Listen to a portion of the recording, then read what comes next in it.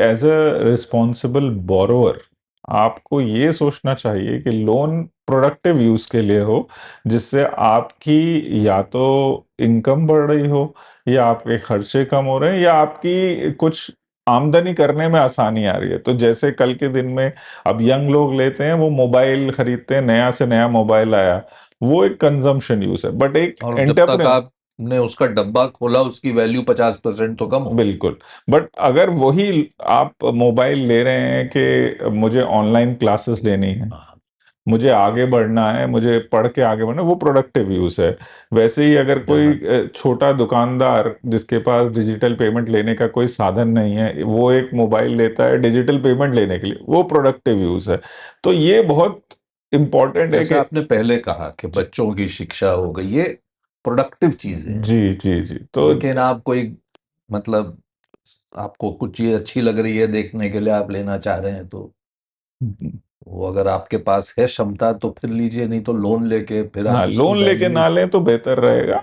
अगर लोन लेना है तो ये देखना चाहिए कि प्रोडक्टिव यूज है उसका, तो बेशक लोन लें। तो ये सबसे, मैं अपने पर्सनल एक्सपीरियंस मुश्किल से होता बता, है ये। बिल्कुल बिल्कुल बहुत मुश्किल है। मैं अपने पर्सनल एक्सपीरियंस से बताऊं, मेरे पिताजी ने आज तक कभी लोन नहीं लिया।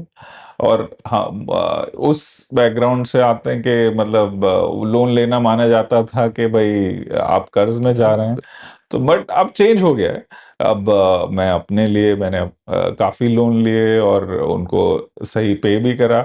बट आपको ये तरीके से इसे सही डिसीजन लेना चाहिए। लोन एक पावर है आपको लिवरेज करने का।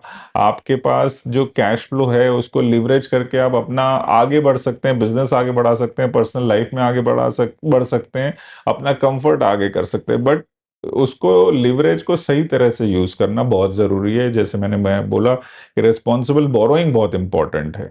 आज के दिन में लोग अट्रैक्ट हो जाते हैं चीजों से और उसके लिए कर्ज ले लेते हैं। वो ना लेके अगर वो सोचें कि मेरे प्रोडक्टिव यूज के लिए और मेरे लिए कितनी जरूरी है, उसके हिसाब से लोन लें तो बहुत सही रहेगा। आपके पिताजी ने कहा कि लोन नहीं लेना चाहिए, आपने ऐसा करियर चुन लिया कि सबको लोन दे दिया। जी, टाइम इस तरह इवॉल्व हुआ है।